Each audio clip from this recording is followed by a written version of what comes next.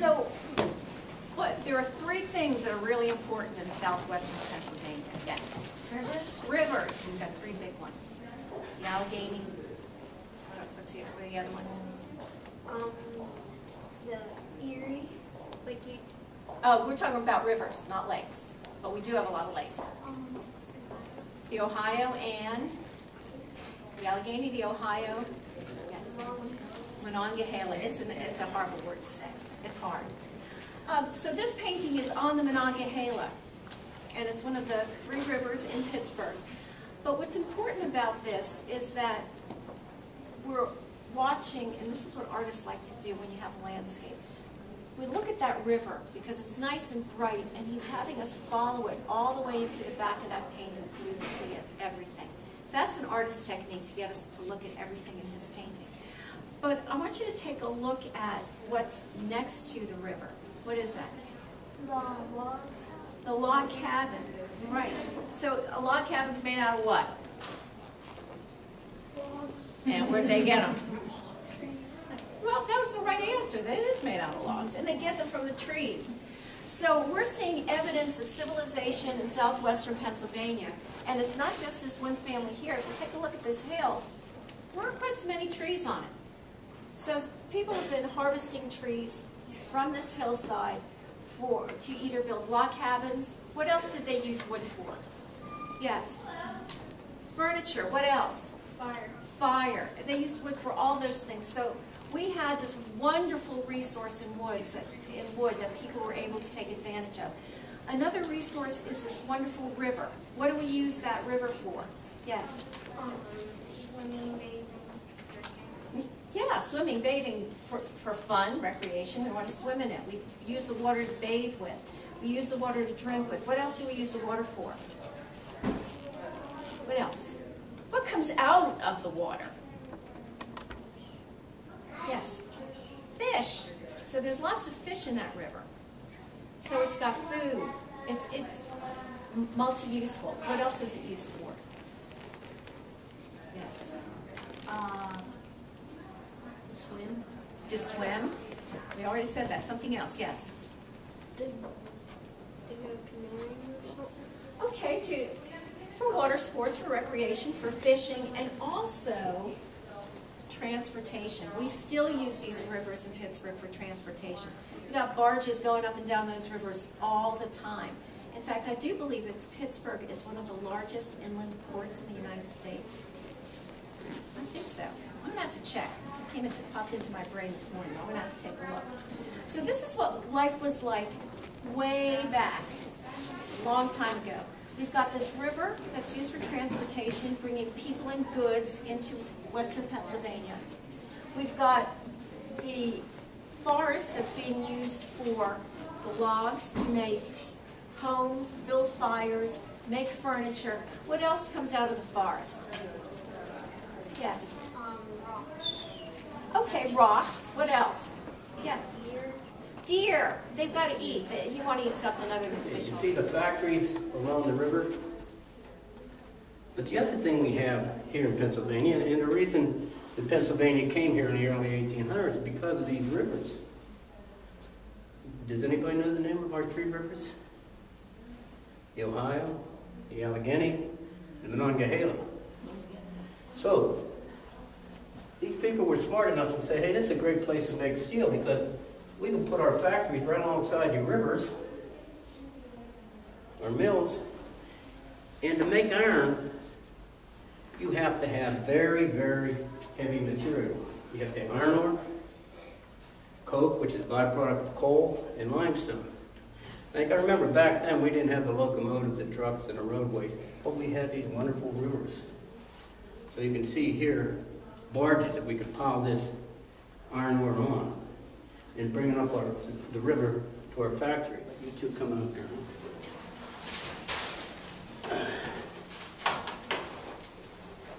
You put that jacket on. You put this one on.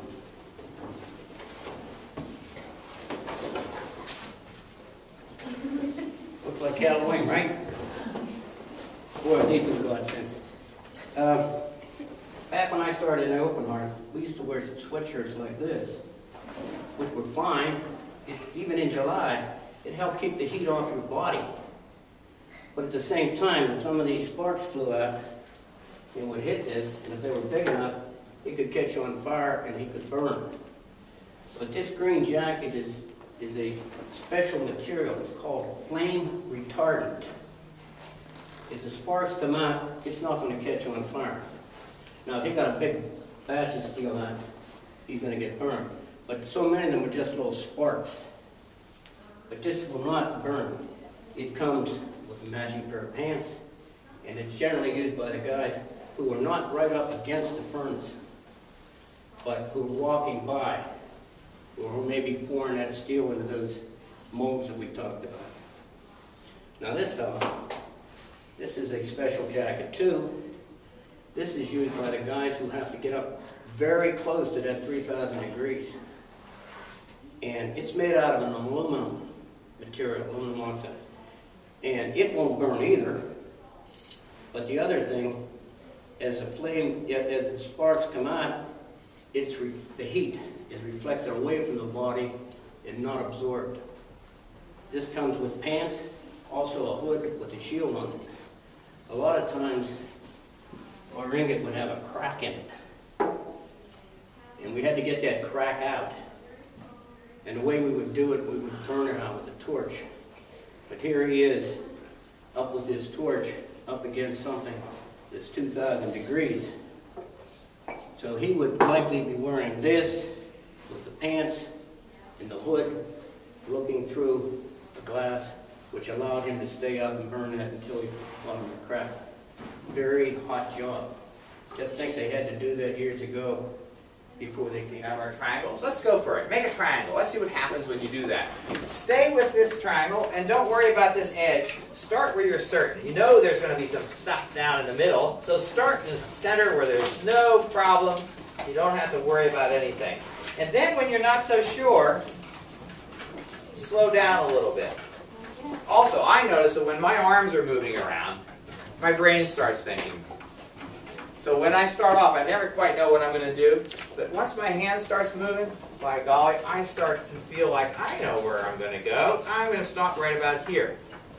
It kind of makes sense because that stops about there. Down here, yeah. So pressure, pressure, pressure. Good, we got it. Love it. You can fill it in. Some people like to start with a line. The only trouble with that is it's scary because what if you put the line in the wrong place? I usually start in the middle. And then I let it develop. I let it happen, and then I sort of say, I'm getting close. I don't have to be absolutely certain when to start. And after a little while, we get hot up here. This painting is making me tired. The next thing I'm going to do is ask you to think about colors. Some colors are what we call warmer colors and intense colors, strong colors, and some colors are cooler colors, and they can also be weaker colors. How do we make them weaker? Well, when I'm painting, I just find the white, and I mix a whole lot of white with it, and that makes it a very weak color. But you don't have to do that when you're doing oil pastels, because you're never going to find anything whiter than the page. That paper in front of you is as white as it's going to get. Even if I had a white tube, white pastel, it wouldn't be any whiter than the paper. No, it doesn't work any better. So what we can do is we can just lighten up the pressure and pick something that is cooler. Think about snow and ice and add that the same way and make the shark's head. Try that. Right in there, shark's head. Lovely. But leave some of the paper show through because that's how we're going to make our tint. Very nice. Try that. Try your luck with making the shark's head. It kind of came past the middle. If you feel that your hand is pressing down hard like it did on the first shape, then take your hand and smack it and say, hey, lighten up. Because you're going to need a little less of that color and a little more of the page showing through this one. That's it. That's what I'm talking about. Okay. Anybody here remember that I said something about a T? I was making a big fuss about T formation. Well, the reason I do that is because when you have something that's overlapping something else, look up here, I'm overlapping my easel. You know what an easel is, right? I'm in front of it. If I was going to be a flat person drawn on a piece of paper, you would know that this line would have to stop. There's a T right there. And this line would have to stop, and there'd be a T right there. Always easy to tell which is in front. and which is in back when you have an overlap. And that's what this is going to be. It's going to come right up into here, stop, and we're going to make this neck shape kind of like, but it's going to stop when it hits the triangle here, and it's going to stop at the bottom down here. So that would create a nice space that will be the space of that back shape. And we won't even bother with the space between. Those can be the river. I don't know why, but for some reason these shapes make me think I was looking from way up high like a bird, looking down at all those river towns that should have steel mills and don't. We're going to add that. You can feel, if you lean into it, you feel how beautiful the back is. See how it goes in and goes back up? That's the Victorian style. Yep. And while you're doing that, you can feel there's a little piping right here. I bet you can feel it right here. See, right along here?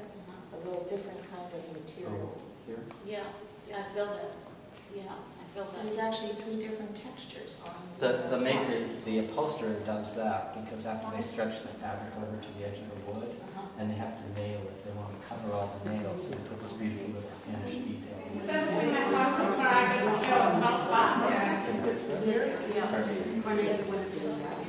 all here. Yeah. It's like velvet.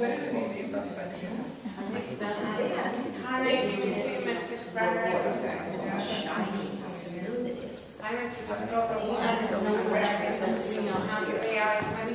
Oh, I know. We had one dog. Go on. This is where you sit in the corner. Feel over here. Down. Feel all the way down. Smooth. Doesn't it feel smooth?